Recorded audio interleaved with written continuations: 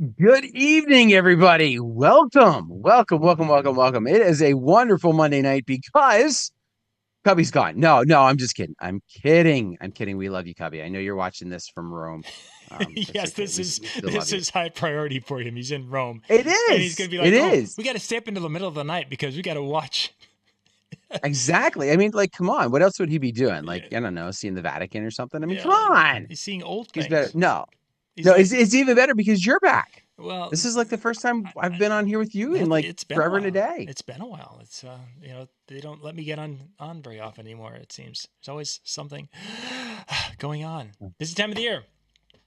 Yes. So, Dan, tonight I wanted to talk about music crates. This is an area we've talked about this on numerous shows and different thoughts and theories and such, but it's a question that has been popping up. It's kind of astounding the number of DJs who are maybe going from a PC to a Mac, or going from Serato to virtual, or going from this to that, or they're going from something very simple and basic to actually now needing to have a library and manage the library. And they're like, how do you do it? What do you do? So I really wanted to just kind of to have tonight be kind of more of a kind of a theory on our thoughts, rather than for us to go through and say, oh, folder A should contain this song, next song, because I don't think that's very helpful in the long run for many people. Because for someone who's just starting out, they just are wanting is there a way to organize to be better? And I think that's kind of the discussion. So first off, for myself, I've been using virtual DJ now for 4 or 5 years now. How What maybe what did you use before, John? What I did you would use before? well before I used to use cassette tapes. Yeah, I used to use cassette tapes way back in the day, and before that even had some vinyl, and then after then we came into um, the getting into some CDs and then some mini discs for a while. Oh yeah, it was just good old times. Wow. Yeah, it I was, didn't know anybody else besides myself who used mini discs. yeah, That's impressive. yeah. Those were very impressive, especially in the Minnesota, where we had these old VFWs with the real soft floor. The mini disc, they could jump. As it's like, oh yeah, we're playing Moni Moni, but we're playing it off the mini disc, and we'll play the slow song off the CD player. Let's go. And they could jump and jump and jump and never get anywhere. It was great. Hello, Robin. Thank you for joining us tonight. So Dan, when it came to transitioning from CD to the computer and that needing to manage music, what were some of your early struggles with that, or how did you kind of approach that process? Very poorly. When I started out with CDs, I had an organization. I mean, I still had like it was a binder that was, very similar to something like this, Yep. where every song was in there and the first half was organized by artist. No, probably by title. I think it was by title. And the second half like was by BPM Okay. because I was looking for that mixing aspect and also I took that idea. So when I first started actually mixing was I was working in a bar that turned into a club at night, and we had a service that provided us a book of Okay. sorts with their pieces, and that's how it was organized, right? They would give us the title, and then there was another spot where they gave us the BPM, and it really to kind of help us pick and choose quickly with what we were doing. So when I got into organizing and creating, one of the other pieces to that programming piece that they used with that service was also by style. Hmm. So I would have a folder for country. I would have a folder for what I called pop rock. Um, I had a folder for classic rock, and I think I had another one that I called slow, like slow slash love. Now, did they, Um, when you refer to it as style, did they call it that, or is that a terminology that you brought to it and then you created a, those? a little bit of both. Okay. Their styles weren't quite that same aspect. They had a slightly different um mentality to it. They did have they did call them styles, but they had like, oh my gosh, I want to say it was like disco and funk. Um, and then there was like a rock, which kind of really was anything that was rock and pop. Mm-hmm. So there was a lot of similarities between the two, but I didn't take like their list and use it for mine because I didn't agree with some of the stuff that they utilized. Sure. Um, it was just the programmer who created it and we had some arguments over the phone a few different times. Um, to put it mildly, like there was a couple screaming matches at different times. I'm surprised they still let me work at this place. Um, but no, so that was what I would do. So I did my folders like that. I did, each creation was like that. And that was probably what I did for, oh my gosh, probably the first 10 years Mm-hmm. of what I was doing before I decided I wanted to do something else. I felt like it wasn't helpful for certain types of events I was doing. Like for weddings, it was okay.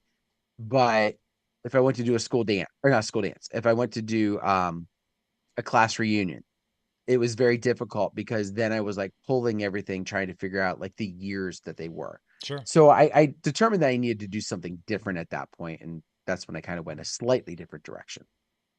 So mine, again, coming from CDs, for some reason the logical thing to me seemed to be to keep them in folders as they were when I ripped them off the CDs, especially the like the Platinum Series discs, because I knew that on disc one of the songs I like to play was say on disc 10 track 8. Well, I thought, well, if I kept them in folders, the disc 10 songs, I would be fine looking for music throughout my career the same way. Not having a full grasp, especially early on when we started with the computers, of how that evolves into a search functionality. Compared to when we would open up that binder book you just showed a little bit, and you'd be looking, okay, I know on disc 10 this has got a lot of disco on it. Oh yeah, here's a song I haven't played for a while. And then a disc 11 has also disco songs, and oh yeah, here's a song that'll go with it. And that's how we would find songs. So I tried to manage things that way, and it was a mess. Lots of folders. But I could see where that had its presence, right? Like if you memorized, right? Especially that transition from CD to digital of any sort. If you memorized like certain patterns and certain places where they would go, and that was kind of the same way with me. Like that binder that I had was all my burnt CDs, right? I Sure. would rip all my music so that I didn't have an album when I really only needed two songs. So I ripped them all and I would memorize a lot of times where they were because I grabbed from them so Yep. often. So I could see where there's definite pros to that, but yeah, it definitely doesn't use the advantages of digital in that case. Very much so. And I think it probably, and then some of the early rips when we were doing that, the genre tags, you're kind of referring to the style tag issue. And that was a big issue early on, is that many of the ID tagging software that were out there were not that accurate. Either it would maybe give you the song title and the artist, but it wouldn't give you any of the other information. So then you were entering things in. And then it becomes a overwhelming task. It's like, okay, I just ripped in 40 discs and I did not put any tags in. I have to go back and put tags in for all these. I'll get to Oh, it I later. never bothered. Yeah, MJ and I used to argue about this, not argue about this, but MJ would just like shake his head. For those of you that remember for MJ stuff, he was big on tagging and hindsight, he's 100% right. he's definitely Like, right. Yes. but yeah, I never tagged anything. I would put it into not physical, into digital folders on my hard drive by genre. Mm-hmm. So I would just drag and drop, drag and drop, drag and drop, drag and drop. And that's what I utilized for my organization. I didn't use the actual tags. Yeah, and early on, my transition from CD into digital software, we were using Megaseg, and a big part of Megaseg. Well, you were getting thirsty. I could see it there, Dan. So I want to make sure I got it for you. But one of the importing capabilities with that is that if you would be bringing in a folder that had, say, all 80s, you could actually set on the input what the genre tags would be for those songs you just inputted, which was in some cases, specifically if you're bringing like the best of 1998's music videos in from promo only, that worked out wonderfully because, or the hairband. Well, the hairband, it was, whatever the 80s hairband, 80s rock, comma hairband type of thing as you're setting these genres up, and it imported, and then it would write those tags, and it was a huge benefit, but it was still hugely cumbersome. I mean, it was just not a good a good way to do it, but that's what we had when we were starting, and we did the best with what we could. Unless you were MJ, who really put the time into it, which, here we are looking. I still have many songs on my computer that don't have decent tagging, and MJ's are brought down where he can search, left, right, and upside down and find anything he wants. But I would say, as beneficial as tagging can be, as well done as that can help, I don't think it's necessary. I don't think it's required to maybe have those extra tags. Especially with what we have within virtual, within Serato, the ability to create the crates and the virtual folders to be what you're looking for. And the fact that you can take them from computer to computer with that organization already set up. I think if you're using your virtual folders, your crates in such a way that becomes those tags, it can, for lack of better terms, have the same quickness to it, if you will, Mm-hmm. have the same piece. Unless, for example, you had a certain tag that went across a couple different folders. Then I could see some of the help there. But I just feel like it feels like there's openness that it doesn't have to be there to be done well. Sure, and I would definitely agree with that as we go through. Uh, Gus mentions, of course, spending hours and hours of retagging and updating ID tags. Oh yeah, I remember. I spent a weekend. I was just going to do that. Do that. Yeah, Kylie mentioning that auto taggers, didn't always work or don't always work. Yeah, I exactly. never could find a good one. That was the problem that I had. And maybe because I was too cheap to spend. I was willing to spend, I think, for the auto taggers if I knew it would work, Yeah, but I couldn't exactly. find ones that worked. And no, Like nothing. like that was the thing. Like nobody would tell me, "Oh, like this one's great." And it's like, "Okay." And it would be a free one and I go to use it and it wouldn't work. And I'm Yeah, like, yeah, and then it's like, well, that was just 1999. I just wasted. "Yeah." So of course, tagging, I definitely would agree with you when it comes to that, but that is part of the process because tagging really feeds into the search functionality of a lot of our software.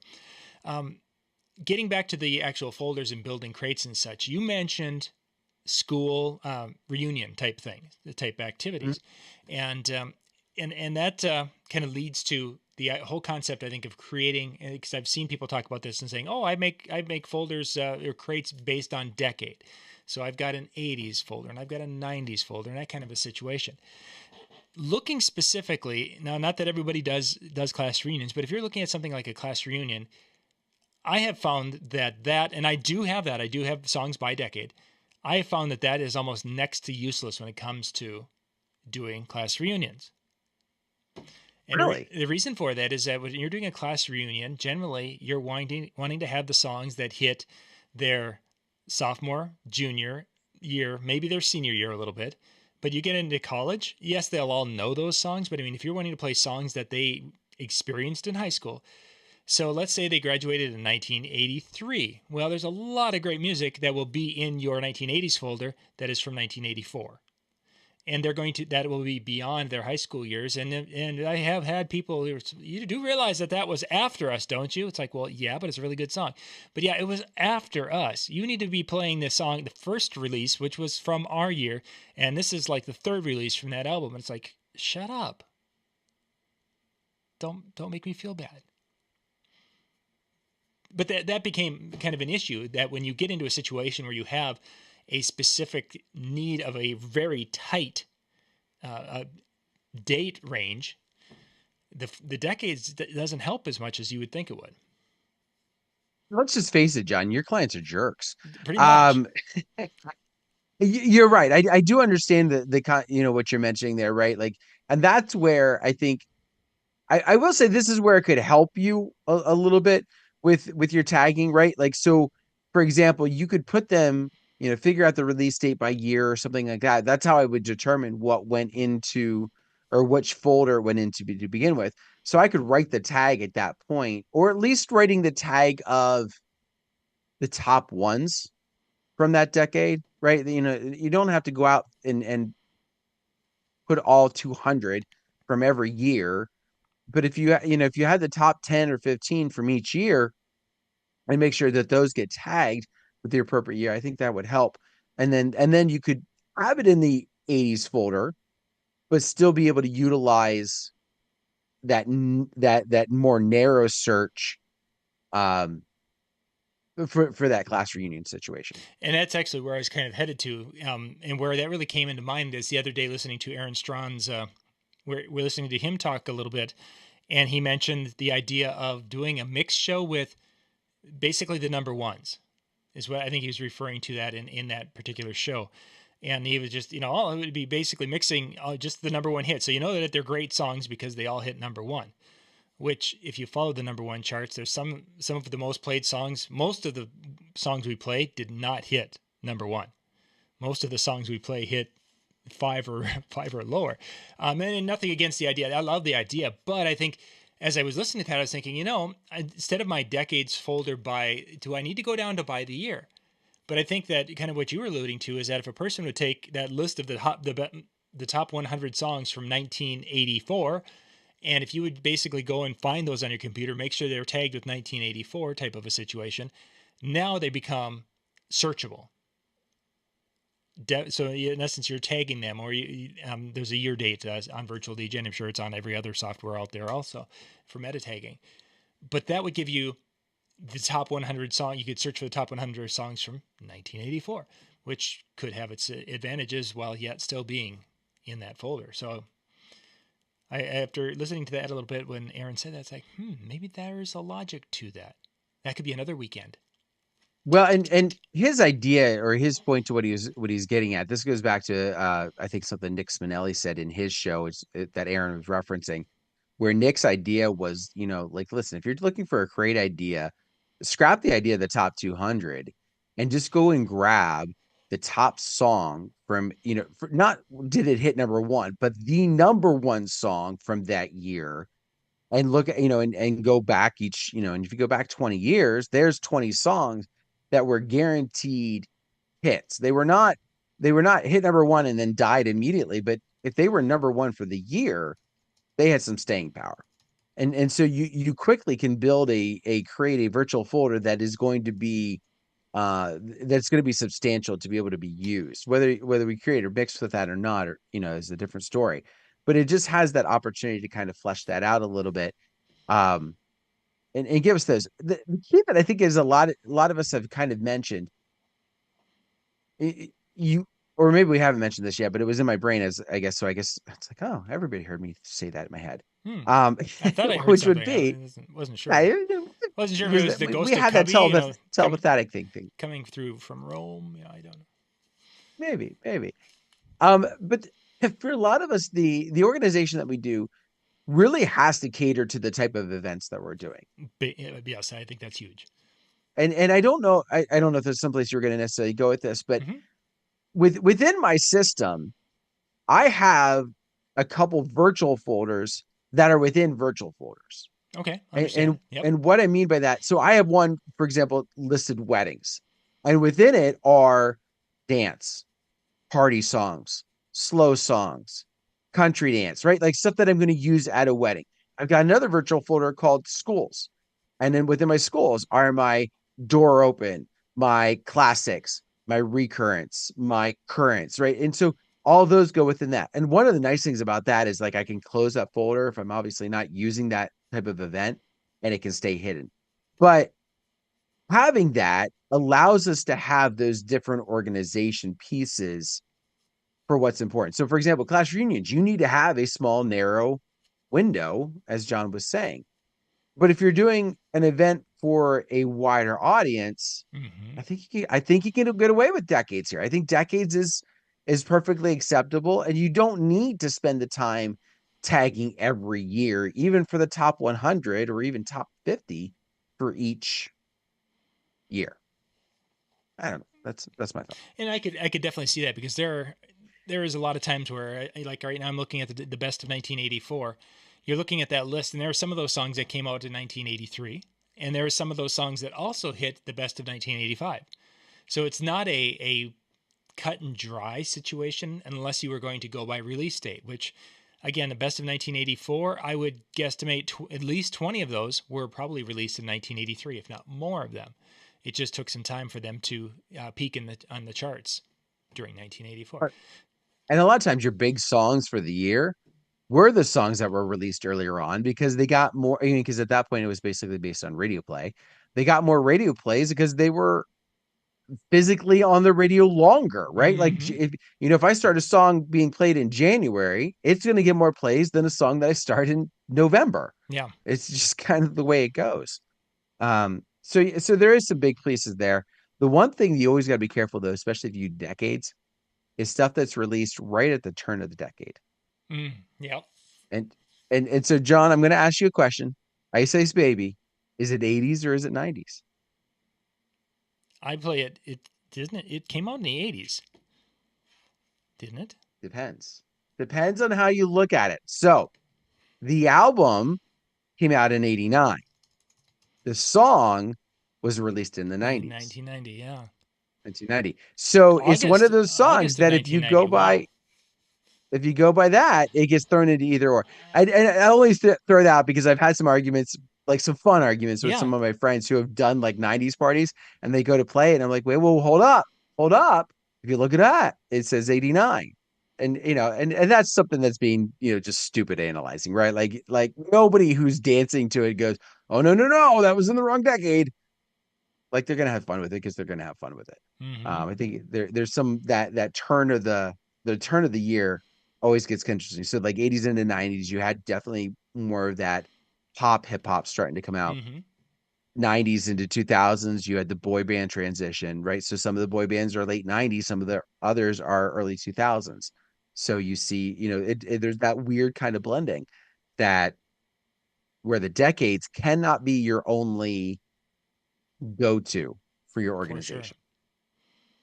For sure. And I think that's because one of my main is by decades with the older, but then after a while, it's like okay, so we get into the 90s specifically, the 90s era because we were playing a lot in bars. Now we had a completely separate type of playlist that we were playing, kind of a 90s pop we were doing on some nights.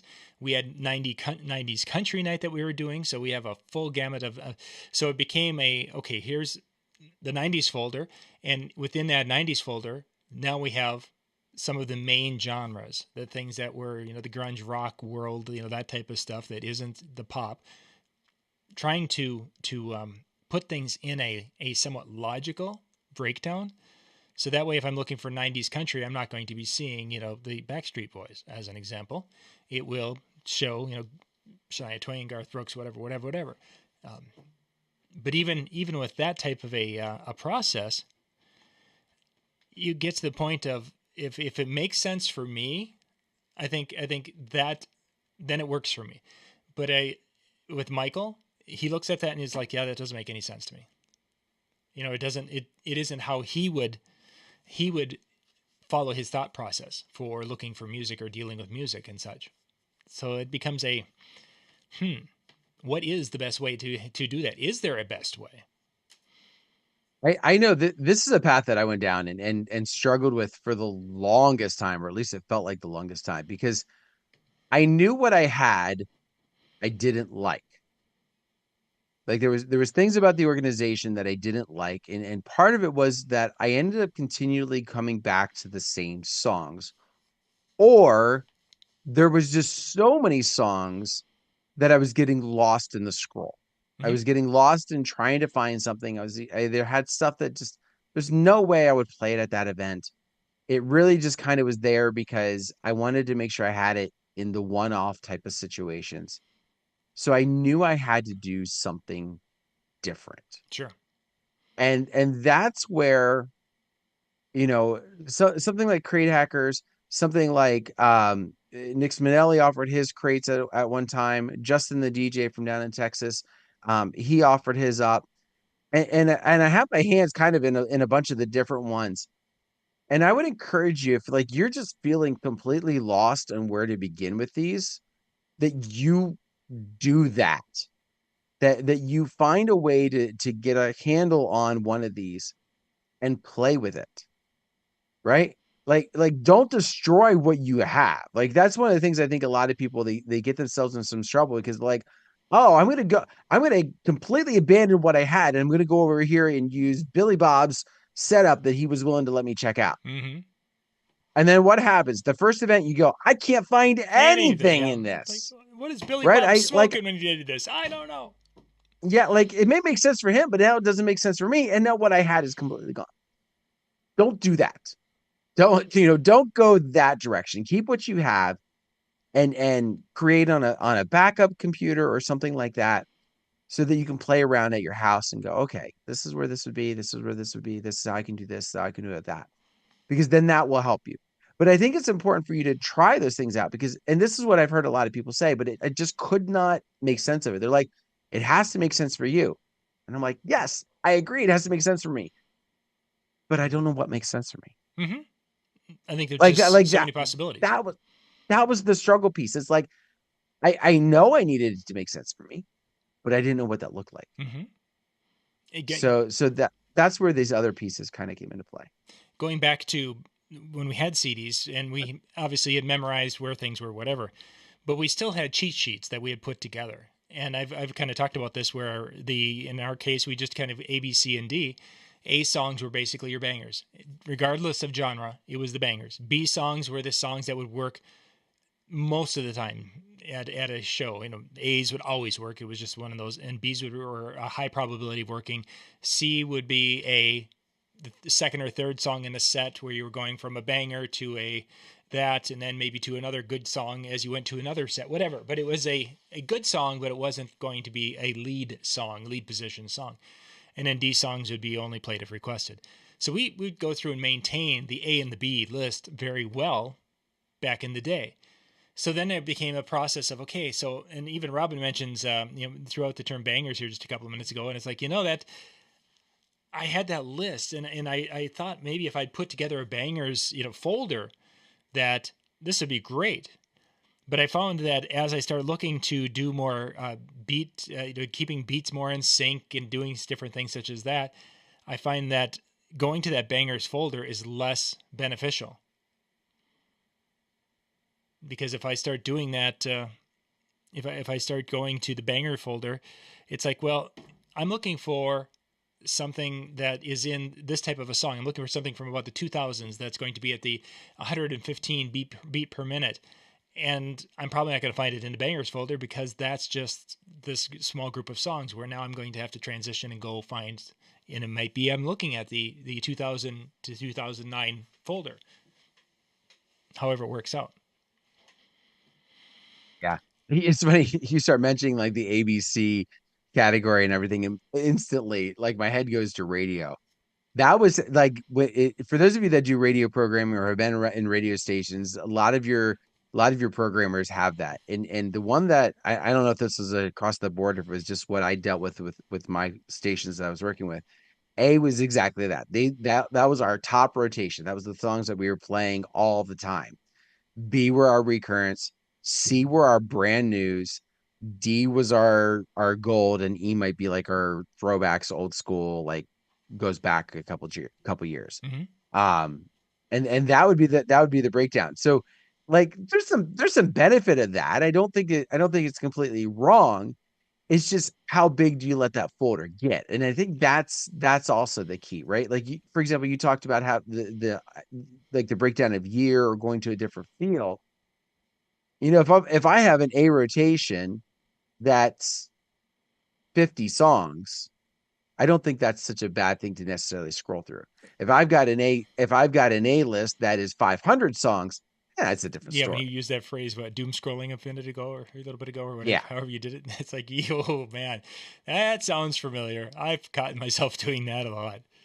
Um, Well, when, especially like back when I had to download every song, or download every like individual song or buy every individual song, or case in point, like I didn't start DJing for mobile events until late 90s. hmm, So my 80s collection is pretty much like the hits, right? sure.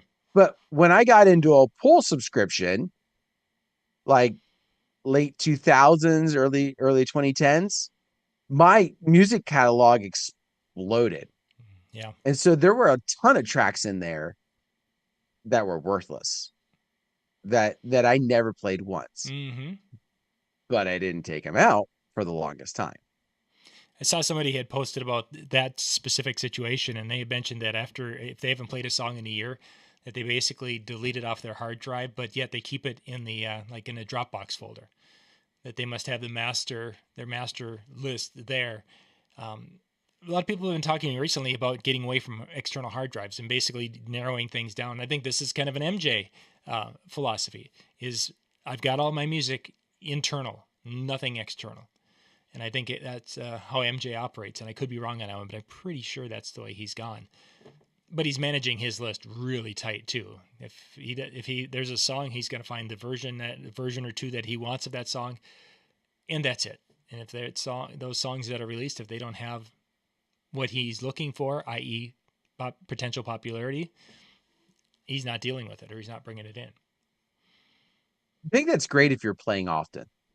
Very true. Yeah. If you're not out playing like as frequent as MJ is, and I love him dearly, but the boy's out like 3 or 4 times a week. Mm-hmm.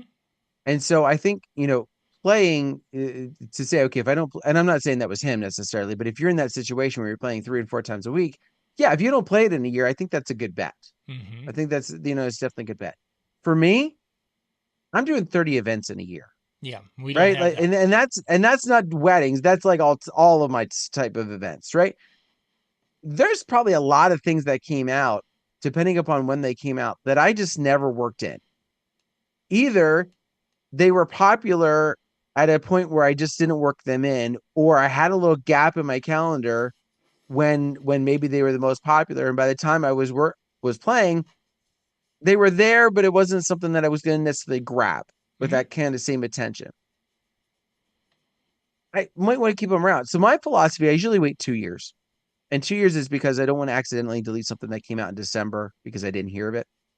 And I'll go through and I'll play the track. And if it doesn't sound familiar to me after the 2 year part, then I move it to what I call a backup folder. Mm-hmm. So I've got like one master backup folder that's in like a separate part of my hard drive, and it just collects all that junk. There's all of that potential junk. And I keep it there for the simple fact of every once in a while, especially, I'll do a different type of events. Like the main time I do school events is typically the spring. Yep. Occasionally I'll get a fall one, right? Well, again, something may have been popular in fall. I didn't have any fall school dances, so I didn't play it. Yep. So I assumed, and because I'm like, well, I never really heard it, but come to find out that one was actually like a pretty popular song among the school group. All right, well, then it suddenly shows up on a request list. I don't want to have to go re-download it. I want to have to go look off my master hard drive somewhere to try and grab it. It's in this big backup folder. Then I pull it back in, and I'm like, okay, that's worth keeping around for a little bit longer. Maybe not forever, but for a little longer. So, And that becomes the whole, for those of us who don't do many shows and we get that one high school dance or that one or two unusual dances where all of a sudden we needed those. All of a sudden I was, last fall I played a bar. I hadn't played a bar in a couple of years. Well, there's a different musical consumption going on at a bar than there is for a wedding. And yes, there's many similarities, but there was requests for some songs that I would never play at a wedding, but yet they went over incredibly well. Hence, that flexibility has got to be there too. And it's like, oh, how do you manage that? Where if you're doing just that type of dance all the time, it'd be great. I do, and I know this is a controversial piece, but I do like the idea that a lot of people have started to go towards with streaming. Hmm. And from the standpoint, not using it for their master collection, not using it for, what they're going to play off, all night long, but to really stream down what they have to just what is important.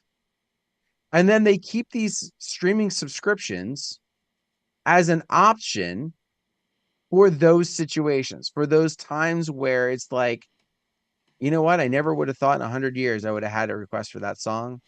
You know what? They asked for it tonight. And you know what? It would probably fit this crowd now that I think about that song. Oh, but he didn't put on this drive. Oh, but I've got my subscription to whatever streaming. I can pull that in. I think in those circumstances, again, that's where I think it can be used, right? You're not trying to pull everything. It's not their first dance song, right? It's a song that's going to be used in throughout the night, and those songs load completely before you go to play it. They're not. Well, I'm not talking about playing it off of YouTube. I'm not talking about playing it off of Spotify. Hmm. I'm talking about the software that integrates, or the streaming that integrates with your software. So the song completely is there before you ever decide to hit play. That I think is the place where there's room for helping you stream down and still CYA. Yeah, and I think as we continue on, and the internet is becoming better and better, and there's more hotspot capability, what have you. I think we're going to get to that point in time where we might be going out there with 1,000 songs on our computer, and then everything else is going to be out in the cloud somewhere, and we can easily grab and access as we need to. Until it doesn't work. That's the one thing. Like, as great as that might be, I still have potential issues where my internet decides to go down. Mm-hmm. Right. I still and what do we do in those moments? So I get what you're saying. I think what I would end up having in that situation, I would still have my backup. I would still have my backup that's ready to go. Um, for God forbid if something's unforeseen gonna happen there. But So let's kind of talk a little bit about you. You mentioned, of course, you've got a weddings folder, and then within that you have some different things. But what are some of your and those might be, but your most used folders that you have within your system of how you've organized your music. And again, these are in most cases virtual folders. It's not like we're going into the on a hard drive and actually moving songs around. They're being found, brought in, and then we are moving them into a virtual folder. on the digital folders within the computer, I have it by year. I have it by decade, I should say. Within the last couple of years, I do it by year. I don't move it into a decade until like the decade is complete or until it's a little bit bigger. Sure. Within that standpoint. And then I have like and then I do have a breakdown, like for example, country, and then within country I have my decades. So that's how I break down the digital setup. But yeah, exactly. I like virtual folders. I pull things into those folders to match what I'm looking for. And my setup, I, it's Joe Buns. It's Joe Buns, and I know that because in the very early stages of Crate Hackers, in the very before beginning, they threw out lists, not playlists, but crate lists. Like that was kind of like the idea behind the very beginning. And one of them that they shared out was Joe's, which and I've just kind of added to it as time's gone on. But it was dance and hip hop, slow, and then party songs. And this is all within, and then country, I think, was another category. And these were all within what he called essentials. So these were the ones that he was grabbing from at any particular time. And so those tend to be my most used folders. Now, not the slow ones so much, but the dance and hip hop and the party songs tend to be a lot of my go-tos within there. And I really appreciate it because there was a lot of tracks in there that I had been overlooking. And that Yes. was one of the reasons why I also was looking for something different. I was looking for those tracks that I had been overlooking because I didn't experience them, I didn't live them, and yet I needed to have them. Mm-hmm. So that was the first. I mentioned I bought Nick Spinelli's. I also bought Justin's. Nothing against Nick's. Nick's didn't work for what I was looking for. And again, we've said, right, you've got to feel it. So besides Joe's are probably my most used, and then my second most used are Justin's because he has a couple different breakdowns. He has by genre, and then within genre, he has some decades, but he has another folder that is like hip hop essentials, pop essentials. Hmm. So it is the best of the best. It doesn't matter the decade, it doesn't matter what it is. It is what people are going to like. If I want a pop feel, and that's specifically what I'm looking for, I'm checking one of those folders. Yep. If I'm looking for hip hop, I'm looking in the essentials folder first. If I want to break down and I go, you know what, I really want a 90s hip hop, then I'll go into the decades. But those Joe's with the hip hop and the party are the most. followed by the hip hop essentials and pop essentials. And that's actually a good point.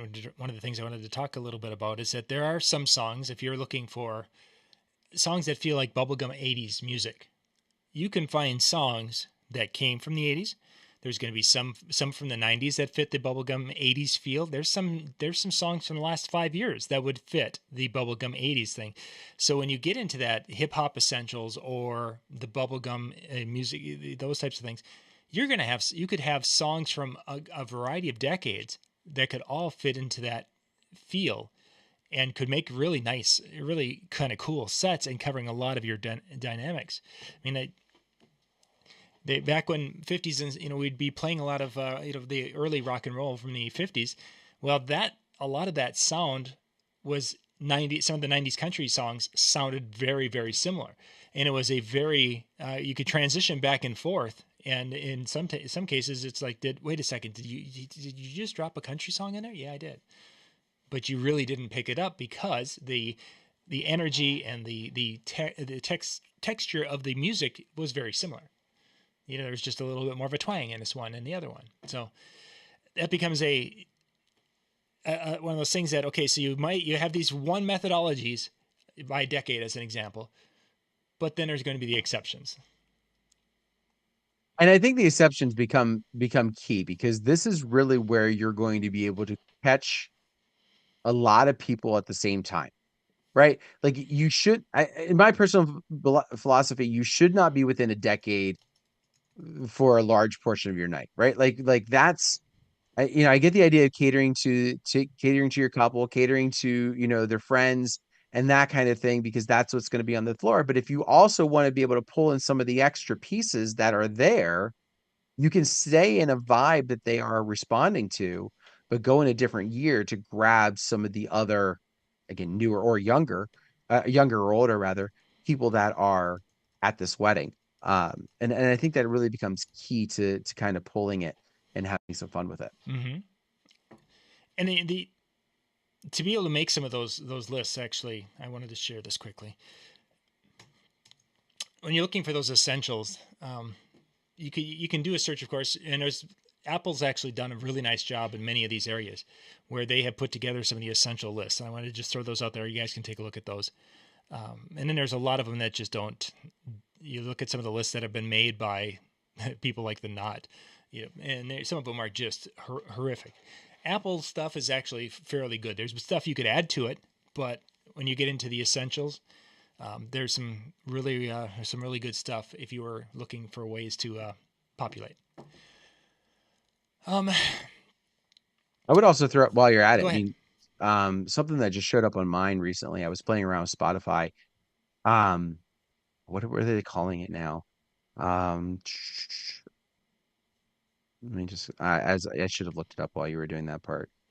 Yeah, like all out 80s, all out 90s, all out 2000s. Like it's a playlist, and again, it's using like their AI feature. Mm-hmm. So it's like making it for you. So this isn't some sort of a list that they've already made. But it's the biggest, like for example, the biggest songs of 2000s. And there's a 9 hour, 25-minute playlist of just 2000s. Now, I think you could get way too involved. I don't believe that it's in order from best to worst, Mm-hmm. type of setup. But if you're looking to build, if you're looking for a way to kind of, cater to a decade type of piece, I think that would be a decent place to start. As it would be the list that John shared. How long? Oh, yeah, actually, yours isn't that bad. Yours is 100 songs, so that's, Yeah, I much think it was more the top 100. reasonable. Apple, for a period of time, they had the essentials, and then they had like the next step. They had so you could get basically the top 400 from a genre. In this case, 80s. It was actually really neat. This was just before they allowed you to download and use the songs offline. The only way you could utilize those was to play them while you were streaming, in essence. And I don't know if you can still get the other ones, but you can get the first one. But yeah, it's like, oh man, if I could get these 400 songs, I would have 99% of the 80s music you'd need on the device, whatever that device would have been at that moment in time. But yeah, anyway, that was gone. So I think the idea behind the folders, I think Dan, your suggestion of finding someone who has a system like you found a Joe Bunn, I think that's a great starting point from that standpoint. Even if you have a fellow DJ and you're just basically, hey, take a screenshot of your folders just to give you an idea, is a great way. But ultimately, we keep coming back to it. It's got to make sense for you. And that's why one of my folders is Yacht Rock folders. And that Yacht Rock folder has things from the 70s. It has things from the 80s. It has some stuff in there that is starting to borderline in the 90s because it has that feel. And it fits into that. So there are times I've been out running and listening to something that's like, ooh, that feels like it should be in that folder. It's not that genre whatsoever, but it feels like it should be, whatever that folder happens to be. Yeah, I think it's key to have those. And there's nothing wrong with looking at somebody's setup and for them to share it out and get an idea of what to do and just try something. Make a separate folder that is, I talked about don't destroy your setup because then you're stuck your next event, but create a separate crate, like a master crate, and then a bunch of them within, or master virtual folder and then a bunch of them within. That would be this new setup, and just try it. Don't go and spend 30 hours setting this up. Spend an hour or two, and then just kind of play with that what you've set up and see if that makes sense. Mm-hmm. The downside is we'd love to be able to say like, hey, just do this and this is what's going to be work for everybody. But we're not all the same DJ. Yeah. Even if we all did the same type of event, even if we had the same type of clients, we're still not the same. And so what we have is not going to work across the board, but it can at least give you a start to say, okay, I like this. Even if and this is the other thing, like with the Joe setup that I have, I've gone in and I've tweaked it. Sure. There's things that I like that was in there that I'm like, great, I'm going to keep those in there, and they help me fill things out. And there's something I went, yeah, that's got to be a Southern thing because there's no way I'm playing that song up here. Precisely. Yeah. And that's the other thing you got to keep in mind is that, depending on who you're reaching out to or where you're getting your list from, it might make sense and it might not make any lick of sense. And Mm-hmm. what type of clients do they get? Are they getting the same type of clients you have too? These are all little weird things. Little nuances that are going to change the trajectory really quite quickly. That they would. There was something else I wanted to. Can't remember. One of those things that just went flittle away. It couldn't have been that important, I guess. Then I can't remember what it was. Because you're remembering Uber Eats, wasn't it? Yeah, pretty much. I was pretty excited about that. So, yeah. So we up next out at DJNTV.com/chill. Hanging with Howie is going to be up tonight in the chill room. You can go out there and hang out and talk shop and talk music, talk whatever. It's basically a hall room discussion that can go on until the wee hours of the morning. And if it doesn't go on until the wee hours of the morning tonight, it probably will tomorrow night on Tuesday night when they do the Tuesday night music show at 10 o'clock Eastern. And then from there, it goes on into the wee hours of the morning. And I think it was last week or the week before, it was 5 in the morning. I get a notification basically when the last person leaves. A half an hour later, the room shuts down. And it was like 5 in the morning. So that meant they were still talking at 4:30 in the morning. Kids. So that's going on tonight again in here about 10 minutes. And then tomorrow night with the Tuesday night music show. So I actually, I don't know if you got a chance to catch 2 weeks ago, I did this video on the imposter syndrome, which was kind of a takeoff from what Brian Redd had talked about the imposter syndrome a little bit. And I actually had some people reach out talking about their struggle with that world and how that has been such a huge part of their life. And it's something I've talked to DJs over the years, and you can pick it up a little bit, and you can get a feel for it when people are, get to that point where they're being honest and brutally honest at times with how they are. But if you guys haven't watched the video, just go to youtube.com/discjockeynews and look up imposter syndrome. You'll find it. It's a short 4 or 5 minute video, whatever it is. But it turned out that I think this is actually more prevalent than I thought it was, that there's a lot of people who have that level of self-consciousness out there, which, again, as I talk to my kids, I've talked about, it's a real thing. I've experienced it on a regular basis, and I talked about how I've gotten to the point of being able to deal with that and moving beyond it. But it's definitely a real thing, and I guess a lot of people who are also finding ways to live with that. So anyway, something to check out. I think it's time to call it a night, Dan. Guess it is. I guess it is. Are we going to preview next week, or are we just going to let Oh, that happen hey, until? yeah, we could do that. For those of you still hanging out, next week we're actually going to be talking wedding music. We are going to, well, let me back up. Both Dan and I have been running an awful lot, and we started. Dan mentioned he had listened to Mike Walter's Mixcloud mixes of wedding dances. Basically, he has an hour of dance music or 40 minutes of dance music. The second dance set for this couple's wedding, that couple's wedding. So I started listening to it, and I'm thinking to myself, we're going to have Mike. For those of you who go to Mixcloud, search DJ Mike Walter, find it, follow him, and you're going to get to hear literally his sets. And in many cases, you're hearing his sets and his announcements that he's making during these, how he's working the crowd and things. So it's really kind of a neat. It's like being at, the little, fly in a corner, but you got your eyes closed because you're only listening to it. But you get an idea of some of those, and so I brought it up to Dan. It's like, Dan, we should have Mike come on and kind of talk about that and such. So that's next Monday night, Memorial Monday. We're going to have Mike Walter join us, and we're going to talk wedding music and kind of get his take on it. Because as you listen to, I think the diversity is the part that's really kind of hitting me. With that. And again, that'll be next Monday night, 9:00 Eastern. It'll be right on our YouTube channel, and you guys will be able to catch that. But Mike Walter will be joining us, so looking forward to that. Yeah. Awesome. Well, thank you everybody for tuning in tonight. I hopefully you got some ideas, some different thoughts on what you can do with your folders, with your crates, and start to maybe make some sense, or even just get yourself a little bit more organized from what you were before.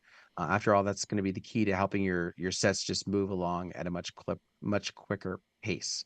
All right. Have yourself a good one, and we will see you all next time. Bye, everybody.